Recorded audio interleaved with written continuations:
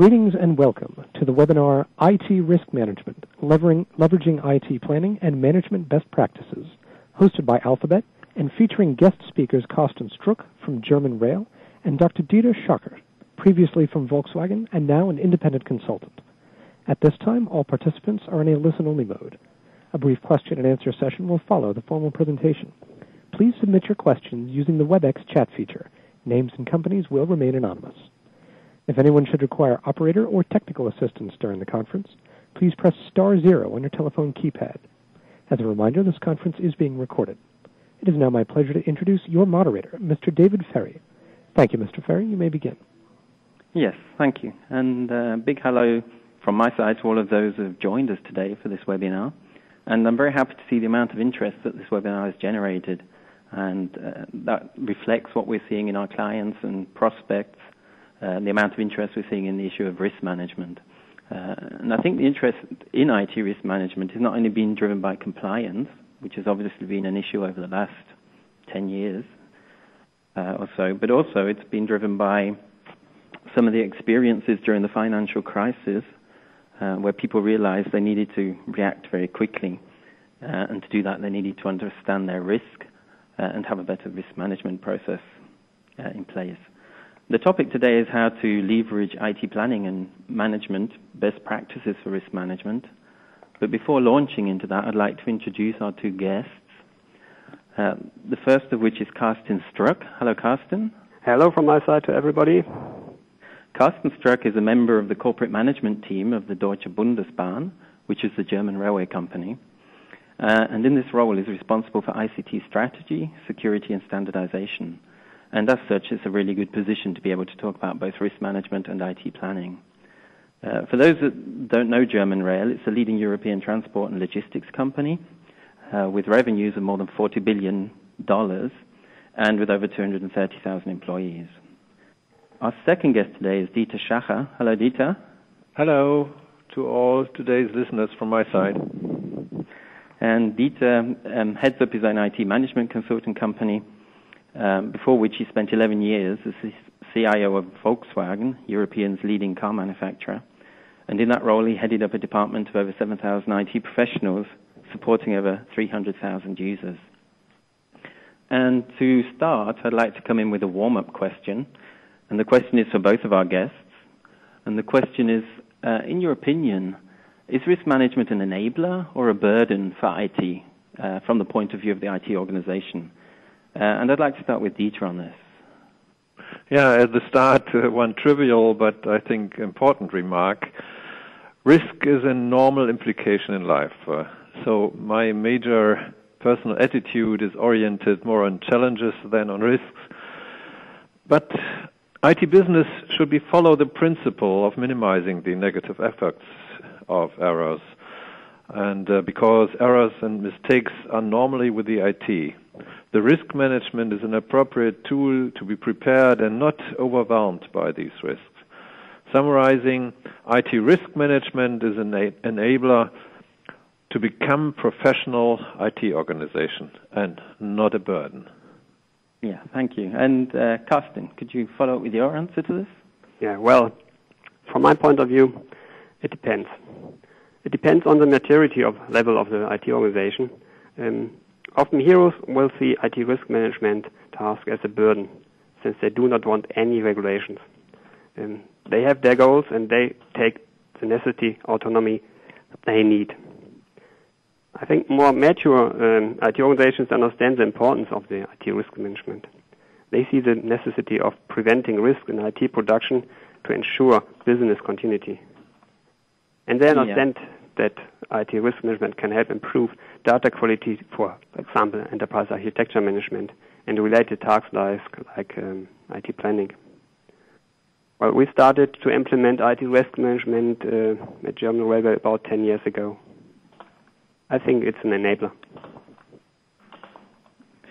Good, and I think it's good that both of you think that it's an enabler. And I think your comment on maturity, Carsten, is very true. And I think it's very important to recognize that the heroes that are in an organization quite often are the hard ones to get involved in such processes. That's the same when you look at project management or quality management.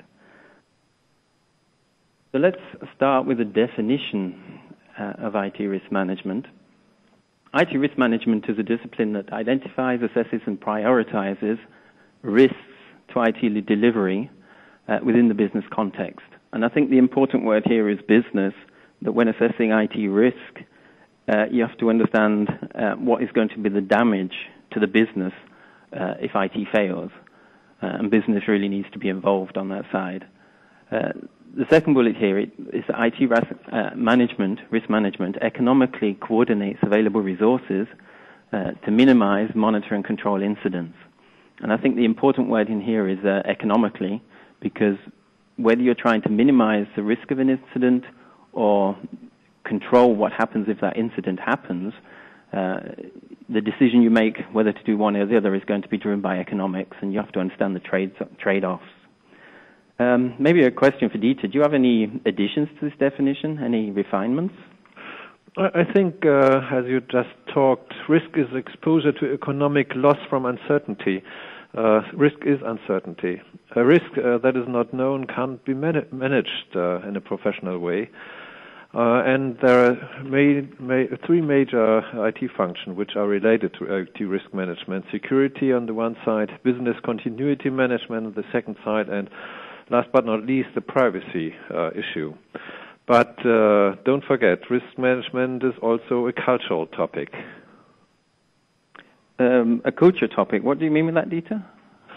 Yeah, the person in the IT organization could act open with their risks or could hide them, and it's easier to have a very vivid risk management if they don't hide the risk, if they talk to them, then you can much more easily manage them, and the systematic is open for everybody. Otherwise, if it's hidden and the culture is not open, then you have more problems. Yeah, so yeah, you need to be open to problems to be able to manage them, really. Yeah. So moving on, that's a definition of risk management.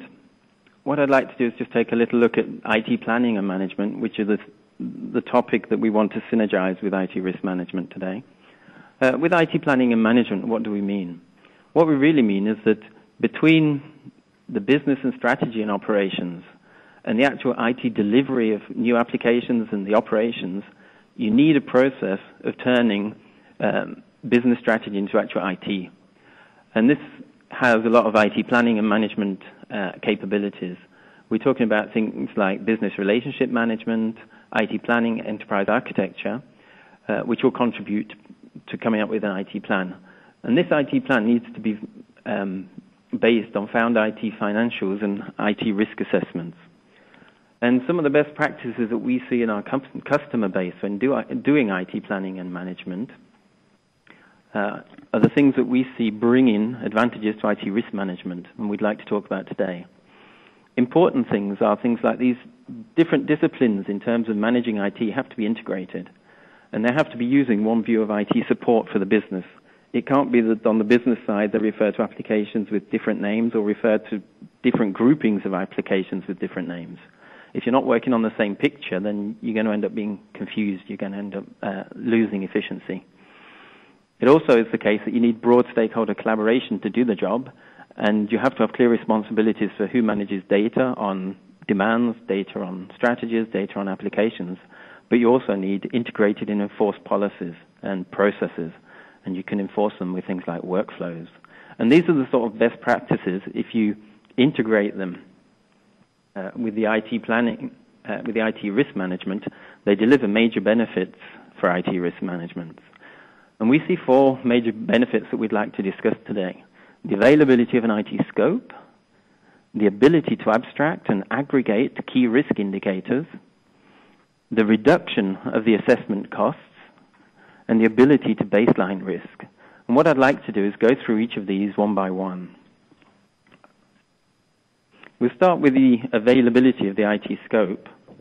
The IT scope, when you're doing risk management, is the thing you're looking at to see what is the risk in there.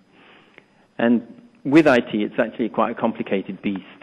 You have different layers, and you need to understand these different layers. You have things like applications the technical components that are part of those applications, such as middleware, such as software services, and you have the actual physical devices on which these things are running.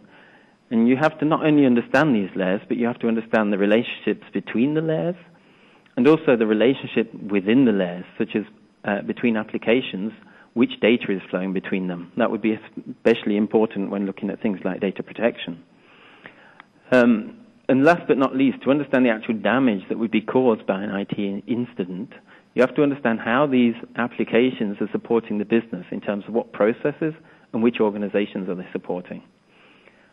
And together with this information on the actual IT scope, you need to know who's responsible for which parts so that you can actually go to them and ask them for their views on risk and work with them on mitigating that risk. The actual IT scope you have will also depend on the risk assessment objective. And I'd like to look at a couple of examples. Here are 4 examples. I'll just go into 2 of them. The first one is Sarbanes-Oxley, where you're really assessing the risk to the correctness of the financial reporting. And in terms of IT risk management, the central object you'll be looking at is the applications. And the central question would be, does this application process financial data that would have and could have a negative effect if it does not work on the actual financial reporting? And those applications would be the ones you look at, and then you might want to look at components that they have and certain part of the infrastructure that supports them. But the central object would be the financially relevant applications. If we go to the last example, the privacy laws, then the central object here is actually the data. And your question would be, does this data about a customer, about a partner, data on finances, is it subject to any privacy laws? And then you'd go on and ask, okay, if it's subject to privacy laws, where is that data being worked on, which applications are processing it, and you'd work on your scope from that point of view. But to get at your IT scope, you really need to start off with a picture of the IT landscape as it is. And this is really one of the big advantages that bringing enterprise architecture and IT planning together with IT risk management delivers. It delivers you the picture of the IT landscape from which you then can ask questions like, is it financially relevant, to deduce what the IT scope is. And the good thing is that this information is actually maintained and available within the enterprise architecture discipline. The enterprise architects have a picture of this, they model it, but they also fill it with data. And they need to do that to do their job. They're doing things like SWOT analysis of the IT landscape, looking at where are the costs in the IT landscape, and to do that they need a picture of the IT landscape. So this provides essential input for IT risk management. If you bring together the issue of IT planning with that, then you also have the good effect that this information is continuously being actualized as plans get approved and realized. And so you always have a scope available for IT risk management, one that's up to date. And this is a very crucial issue. When talking about this, obviously one crucial issue is how good is the data on the IT scope. And I think this is a very important issue to be able to have it used by the IT risk department as well as by the IT planning department. And what I'd like to ask, because Carsten Stroke of German Rail has done this, is do you have any best practice recommendations on tackling the data quality issue? Well, that's right. Only good data quality is an acceptable database for enterprise architecture management, IT planning, and even IT risk management. At German Rail, we found out that you need to do several things to achieve this. It's important that these related tasks use the same data and have common definitions. For example, you have to first define an application before you can have a corporate application portfolio. What I mean here is what is meant by the term application, since everybody understands something different under the term. Second is to be able to find a consensus on terminology. We put the staff members for enterprise architecture management, for IT planning, and IT risk management in one team. These people are responsible for all 3 tasks together. They recognize that IT risk management delivers actual up-to-date information into the inventory because it needs to be regularly looked at to determine protection requirement. of the information. This helps to improve data quality. An important key is to use a feedback loop to these managers or staff members responsible for data gathering. Some kind of a control. We do this by regular quality reports, and that's very important for successful collaboration of the team. We send the quality reports to the responsible before any publication of the calculated KPIs. Okay. And in terms of the risk managers and how they're managing the data, what sort of data do they update in this scenario? Well, for example, this IT strategy is done more or less once or twice a year, but this IT risk management is done continuously. By this we get updated information, for example, for interfaces every day or week. Mm-hmm. Which is important because maintaining interface information is actually quite a hard job, and it's good if somebody's working on that due to what their role in the organization. Yeah. Yeah. Thank you. I think this is important to say that this isn't free lunch. There are actually challenges to doing this, some of which Carsten's already referred to.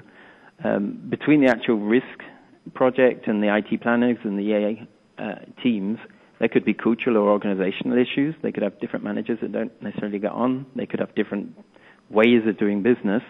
There could also be differences in the granularity of the data they use in their understanding of what is an application, or even, what picture they have of the landscape. Do they talk about the same applications? But in doing so, if you do manage to get these all working together on the same single view of the organization, you will save time and money, and you'll also reduce the conflict potential between these teams. And I think this is an important point. So I'd like to come back to you, Carsten, because you've done this in your organization. What sort of cultural or other challenges did you meet, and how did you overcome them? Well, I would like to address a challenge that doesn't have to do with culture first, and one that I shortly addressed in the previous question. To have a corporate application portfolio that can be used for IT risk management, IT planning, and enterprise architecture management, this wasn't easy to achieve. The question was, what is the right definition of an application? Is it the business view, or is it a technical view, or is it the data security view? It took time to get the best practice mixture on this for our company. Each of these views has to be taken into account. Second challenge is to find a common language among different departments was hard work. We started in one area with gathering of application data. For example, we did this with our sales systems. It was a combination of about 100 elements, I would call them boxes or something like this. And we knew some of them from several PowerPoint drawings of landscapes, but we couldn't see where these landscapes overlapped and where they did not fit.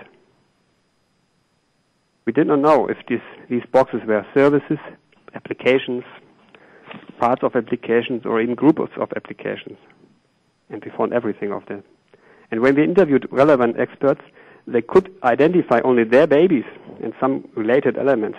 It was really a mess. So what did we do? We defined a framework for our sales system, in fact some layers, and asked everybody to pencil in his application. After that, we defined the level application and functional sub-applications, often necessary to map some of these babies, because they have to be shown, otherwise our sales system framework would not have been accepted.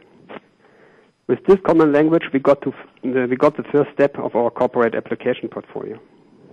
Some kind of a trick in a different area.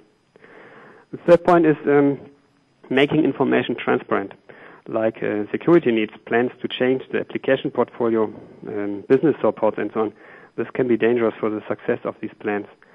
This is what many application owners thought and sometimes felt. Therefore, we installed our most important principle of cooperation. It's transparency that is provided will not be used for finger pointing during ramp-up phase of data gathering. But when we achieve about 80% of the data, then we increase the pressure. So certainly sounds like it was a tough job. And I think there's two key takeaways that I heard out of that. One is that you actually need to, put these maybe it depends on the company. Yes, maybe. But you certainly have to sort of lock these people into a room and get them to work together on coming up with a common view. And secondly, you have to be lenient to start with to motivate them to do this and to maintain the data, but be prepared to implement a stronger governance further down the line. Yep. Yeah. Okay, so that's the issue of IT scope. I'd like to move on to the next topic, which is a lot shorter, and that's the ability to abstract and aggregate key risk indicators. And in a way, this is something that comes along with having the IT scope. Why is abstraction and aggregation important? And the reason it's important, because quite often you can assess certain information, but not at the point where you need to actually have a statement on that information. And I'd just like to illustrate that with two points here. If you're looking down, business is the only people that are really in the situation of assessing what is the potential damage if IT service is lost for an organization or for a particular process. And they should assess, is that going to cost them hundreds, thousands, tens of millions, hundreds of millions, if that happens for a certain time. That statement in itself wouldn't necessarily help IT to prioritize. But if you can break that down through the relationships you understand to maybe what is the damage potential when a device falls over, then you can start to actually prioritize within IT where to mitigate risks. And the same goes in the other direction. IT is in a good situation to actually assess the probability of failure of a certain device. They can look at the problem tickets that have occurred, they can look at statistics from the vendors, and they can ask their experts internally. And if we abstract that upwards through the stack, we can actually then come up with to the business and say, okay, there's a certain risk to this organization or to this process. And this is why abstraction and aggregation is important. Enterprise architecture delivers this. They have the methodology for this, and this is the sort of thing they actually do all the time, because enterprise architects are actually continuously doing SWOT analysis on the actual IT landscape, saying, okay, where is it weak, where is it strong, where is it expensive, where is it less expensive, where is it agile, where is it less agile. And so they can do the same thing using the sort of tooling they have to provide information on risks. And here we have an example from our product planning IT, where somebody who's in charge of a group of devices, in this case a group of servers, has chosen one of their servers, application server IBM, and said, click, show me the connected items, and then they see, okay, this application TradeNet 603 is running on this server, and this TradeNet is supporting certain processes. And what they've done is an assessment to say, okay, what is the risk to particular processes through this support? And they've come up that some are not under a high risk, but certainly some are under a medium risk and some under a high risk. And this one that's white has not yet been assessed. So there's a gap in our knowledge. Yeah, and this sort of ability to abstract and also to report in a way that you can use to talk to the business is something that enterprise architecture delivers. And so is a strength. And it's the second big benefit that we see in bringing enterprise architecture, IT planning, and IT risk management together. The third issue, and this is an issue that certainly should not be underestimated, is that you can actually, by bringing these things together, reduce the assessment costs of the IT risk assessment. And this is a very important issue because obviously if you can reduce the costs, you have very good arguments to the business saying why you want to do this. Before diving into this, I'd like to actually throw out my next question to both of our guests. And this is a question about budget and risk management. How much of a challenge is it actually to get budget for the issue? And do you have any recommendations on how to do this? And I'd like to throw this out to Dieter first. Mm-hmm. Yeah, coming back to my first message, failures and mistakes are a normal part of IT. So IT risk management has to manage the process, not the risk. And in general, IT risk management is a topic of IT governance, and budgets for IT governance are always too low. I think in many companies we have the same experience. Sometimes it's helpful if problems occur that brings the vulnerability into the company public, but hopefully these system outages, for example, should not kill the company or the department. It's very good if you can show your ability to manage the process, like a tightrope walker who loses his balance and catching himself with his hands so everybody can see that's a risky job, but he is well prepared. Okay. And Carsten, what's your take on this? Well, today, in German Rail, IT risk management is integrated into the software planning and development process. There is no additional budget needed to be requested for new applications or new versions. But to be honest, some business units are still afraid of the consequences of risk management. They try to reduce the protection requirement of an application, hoping to reduce necessary activities in developing and running the application, which cost more than they would like to pay. I assume this. But if we ask them to sign our so-called residual risk declaration, which means more or less that they are responsible for any damages resulting from events that have occurred due to inadequate risk reduction measures, they often change their mind and opt to pay for the necessary activities to reduce the risk. At the beginning of our risk management rollout, management has had to be convinced, but this was long ago, I think last century, and now it's recognized how important it is to have a good IT risk management at German Railway. Okay. Thank you. Actually, these are very two useful answers. I like them. And I think what I read out of this is that, one, if you have the possibility, use a certain incident when it happens to highlight and argue the need for more budget to make sure it doesn't happen again. And two, if you make the business responsible for carrying the rest risks, then you're more likely to get budget from them. And it sounds like a good piece of advice to me. So now, let's look at the cost drivers in risk management. And to do this, I'd like to look at the actual process. When you start a risk assessment process, you obviously start with a particular objective, whether it's SOX or data protection, you have a particular goal in mind.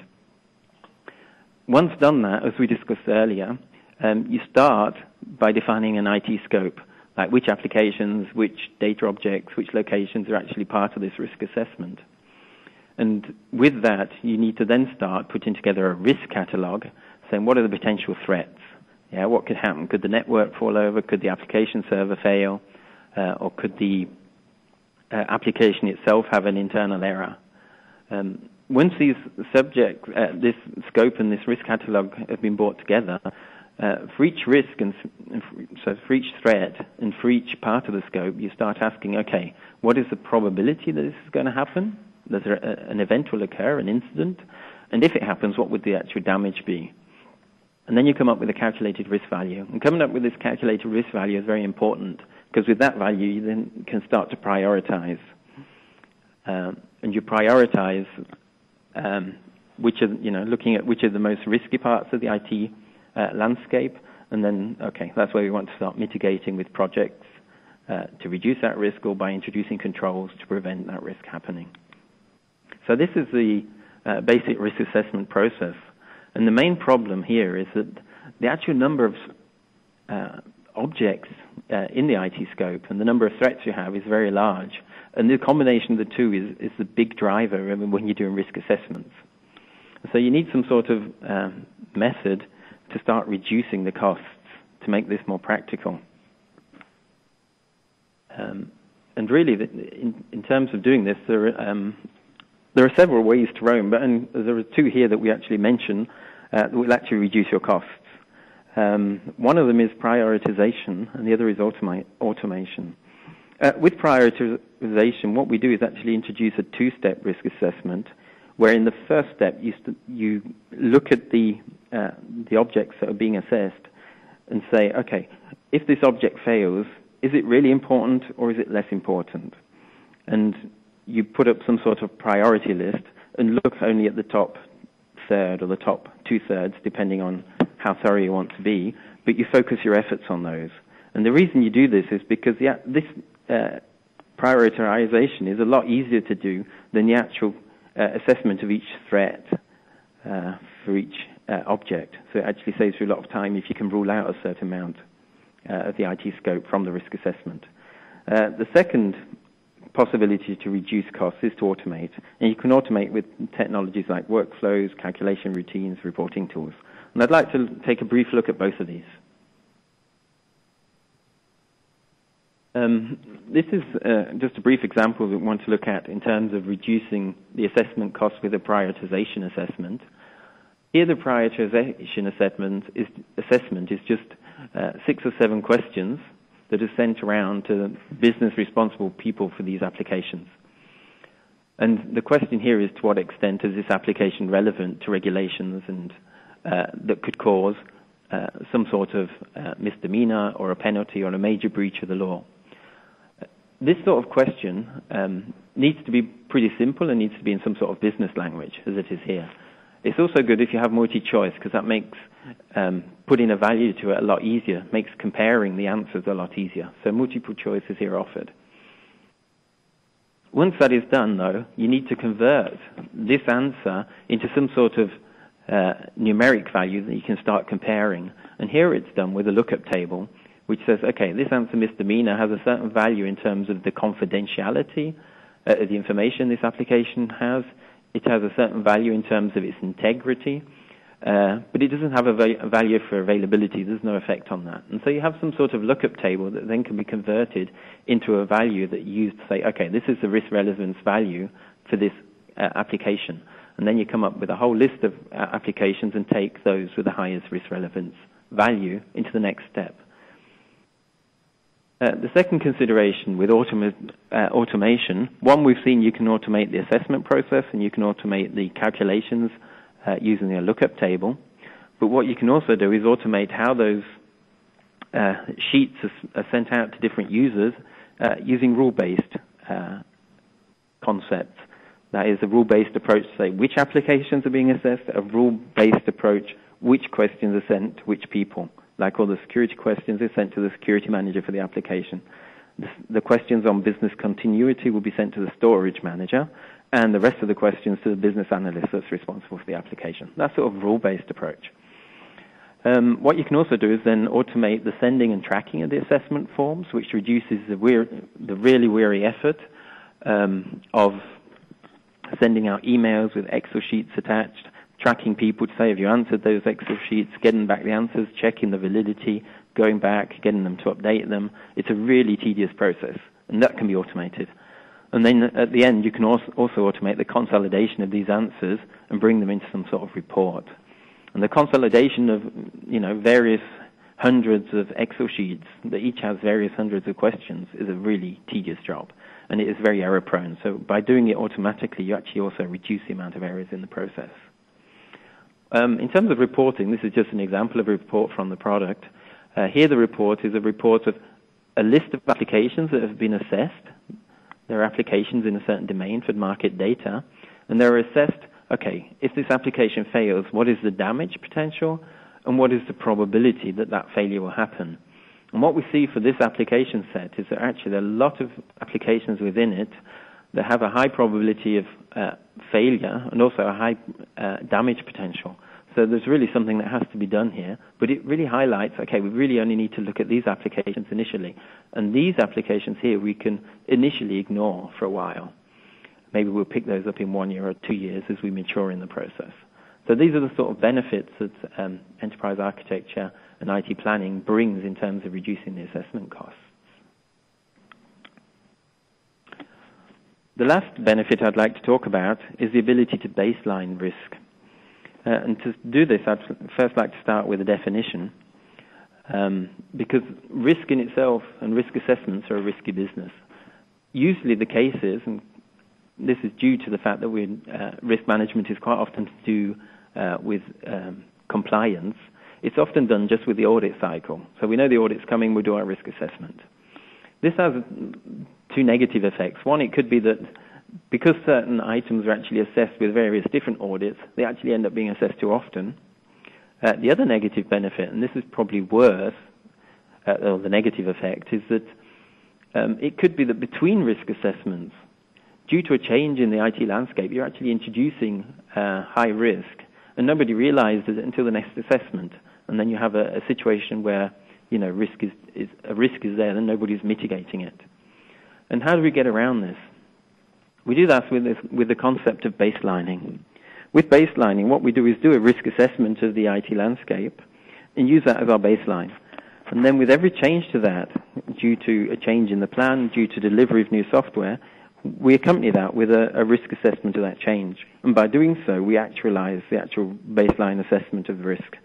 This means at any point in time, we're actually in the situation of saying, okay, my risk is this.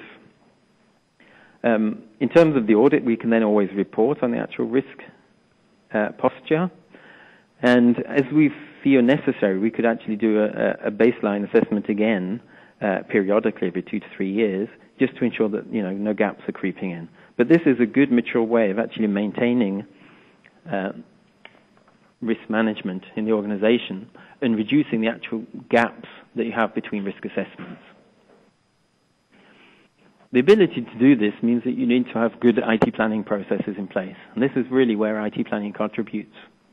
With IT planning, you've introduced transparent processes, such as this process here, where we start off with a particular business demand, go through a planning process, and end up with an approved IT project or with a rejected IT project. This is a typical planning process, and it has certain quality gates implemented to enforce policy and procedures, such as here we have a quality gate which says, okay, has this demand been described in a way that has been signed off by IT and by business as correct? If not, then it has to go back and be redescribed. By doing this, you get quality in the planning process. And also by using planning, you maintain the data on the IT landscape, as we've already discussed. And the natural thing to do here is actually to introduce risk quality gates to enable risk baselining. And here we might introduce a risk quality gate, one at the portfolio board, where in the portfolio board you have to sign off that a risk assessment has been done. And you might also have one in the actual proposal stage where you say, for each of the different solutions we're considering, developing it ourselves or buying it from vendor A or buying from vendor B, we have to not only judge that based on financials, but also based on risk. Yeah? So by introducing these sort of quality gates, you actually end up with baselining of your risk profile, your risk posture. So at this point, what I'd like to do is throw out a question, starting with Dieter. And I'd like to ask Dieter, what measures did you introduce, such as quality gates, in your time as CIO? Yeah, to minimize the risks, you could start on two phases. One is the project issue. Our process was SLA-oriented. The operating departments are acting as customers and with all rights to refuse the projects. And we oriented these processes, these projects, to a maximum of a 2-year cycle. 2 years because most of the time the assignments of the project leaders are nearby the 2-year cycle, so that the original project leader had the chance to finish his project during his assignment. I want to give another example where we put it in, but it's more a general one. In the IT governance office, we had an IT risk officer. And very important because we had a group worldwide responsibility. The risk officer had nearly the same responsibility like for the product the quality management is. So he could directly look inside the risk policies of the entities in other countries. Okay, and Carsten, I'd like to ask you the same question. In your planning processes at German Rail, what sort of quality gates did you implement? Well, we have 3 major quality gates. One, the first is at the end of the rough concept for a new application. We call it the determination of the protection requirement of the application.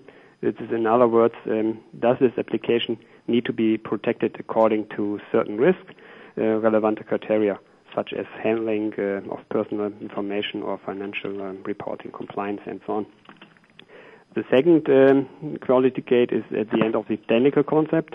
There is a risk analysis, including which risk could occur, what is the possibility of them occurring, and what would be the damage.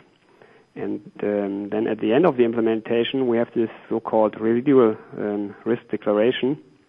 This is the signing off of the application owner on the level of risk he is willing to take on. These are our major 3 quality gates. Thank you, Carsten. That sounds actually quite like a very mature approach. And I think also what Dieter said about having somebody actually corporately responsible for IT risk is also a very important point. If you don't have anybody responsible, you're not going to have somebody who's actually thinking and managing about it 100% of their time. So now I'd like to just close by summarizing these benefits again. The first 2, the availability of the IT scope and the ability to abstract and aggregate key risk indicators, are fundamental things that the enterprise architecture delivers, and they're fundamental to the job of the risk management. If you don't have a good, sound scope, you can't do your job. The third one, the reduction of assessment costs, is obviously very relevant, because if you can reduce costs, you have good arguments for doing this with your business managers. And the fourth one, the ability to baseline risk, is one way of reducing risk itself, avoiding those gaps between assessments, but is also a good sign of quality and maturity of the IT risk management process. So I'd like to close here, but before closing, I'd like to throw out 2 more questions to our guests.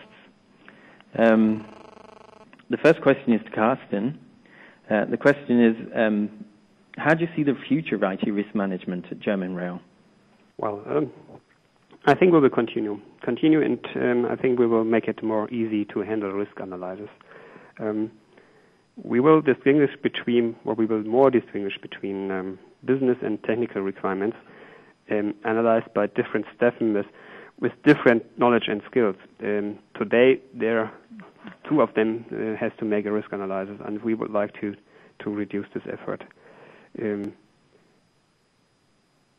Further on, for each standardized technical service, we will have a list of weak points and residual risks, which can be directly used by the business staff members, so that later on only one is necessary, and he is coming from the business.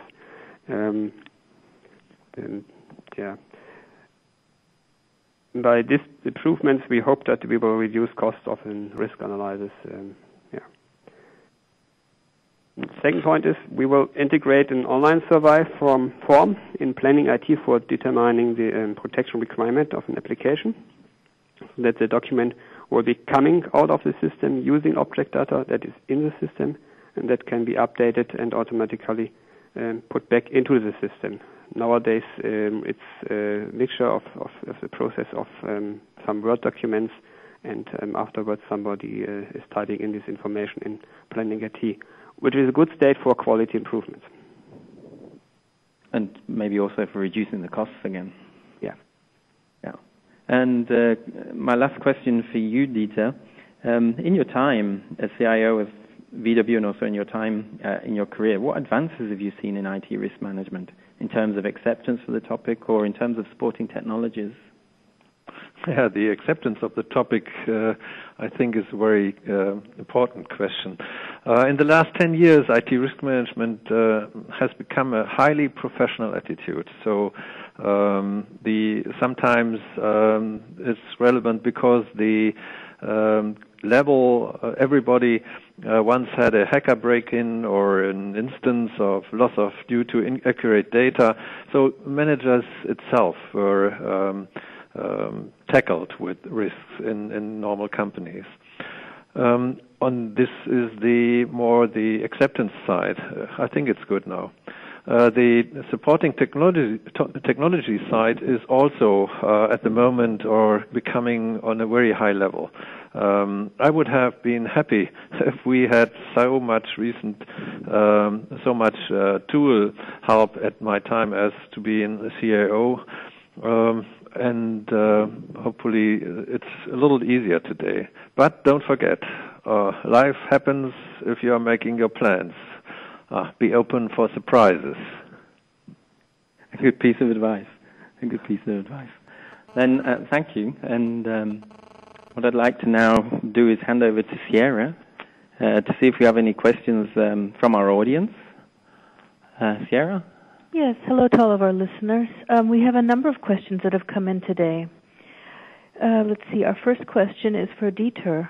Who, in your experience, has typically been responsible for IT risk management, the IT organization or the corporate risk management team? Oh, yes. I think that's easy to answer. The corporate risk management team is in some organizations the internal audit, but I think internal audit helps only to have a second view on risks. This cross-checking has its own agenda, so it's better CROs are in a better situation if they have a separate IT risk management organization and not leave it to the audits. Okay. A question for Carsten. What is the interface like at German Rail between the IT risk management team and the corporate risk and compliance people? The corporate risk team uses planning IT too, and this is well accepted because our responsible IT manager understands that it's less work to achieve transparency if you use a common system. So this wasn't a question. It took only a few months. They asked to have a look on it, and we agreed that's making sense. Thank you. Another question for Dieter. Considering the changes in the corporate environment and the tools that are available over the years, what would you do differently today? Yeah, if you look on the changes, major changes are coming out of the market of tools. Tools can automate the effective risk management process, but I think the results will only be as good as the underlying frameworks or the processes and the data structures. The changes in technology with the tools available makes it easier to concentrate on the essentials. But the major topic is the culture of IT. I talked before. The culture of IT, having the customer in the focus and creating an atmosphere of an enthusiastic IT team, this is, I think, the major topic at the moment. Thank you, Dieter. Here is a question for David today. David, what is the effort to get a risk management program based on EA and IT planning going? For example, the data capture, that kind of thing. It's a very good question, Sierra. It's like asking how big or how long is a piece of string. I mean, it's really dependent on the objectives you're trying to reach and also the size of the IT landscape. What I would say is that we have a lot of experience in doing this, also methodology that we bring to the table. And due to the confidence we have in this, we actually offer our customers fixed price projects for helping them set up their IT risk assessment based on EA and IT planning. Thanks very much. Another question for Carsten. Carsten, do you see any conflicts of interest or of goals in your role of heading up both the IT strategy and the IT risk organizations? Well, no, not really. Well, as I explained at the beginning of this webinar, IT strategy is done in the planning process once and once or twice a year, and IT risk management done is continuously. From effort point of view, I think there isn't any problem at all or any conflict. Looking from the goals, no, I don't think so. There are these goals, and they have to be fulfilled in some way, yeah. Okay, thank you, Carsten. Let's see, we have another question that's come in. This is again for David. Can risk objectives be IT policies? I think I'd probably put it a different way. I think you'd introduce IT policies to actually reach a risk objective, such as introducing the sort of quality gates that Carsten was talking about that they implemented at the German Rail. Those were implemented as IT policy to reach a certain risk objective to reduce the risk during the approval and development of applications, for example. I think that is the way I would see that. Thank you, David. Let's see, we still have other questions, but it seems to me that we're running out of time, so I'm going to hand this back to you now, David. Okay, thanks, Sierra. And a very big thank you to our featured guests, Karsten and Dieter, for joining us today. It's been a pleasure having you with us, and your valuable input has really been appreciated. And I'd also like to thank our audience for joining us today, especially for those that have asked questions, and for those that have had questions that we've not been able to answer now online. Assuming we have your email contact, we will also try and answer those with email. So with that, I also would like to tell you that our webinar will be posted on our website, so if later you want to review it or to share it with colleagues, you'll be able to pick it up there in a couple of weeks, in that sort of time frame. And with that, I'd like to thank you all for joining us again and hand off to Everett, our conference specialist, to close today. Thank you, Mr. Ferry. Ladies and gentlemen, this concludes today's teleconference, and you may disconnect your lines at this time. Thank you for your participation.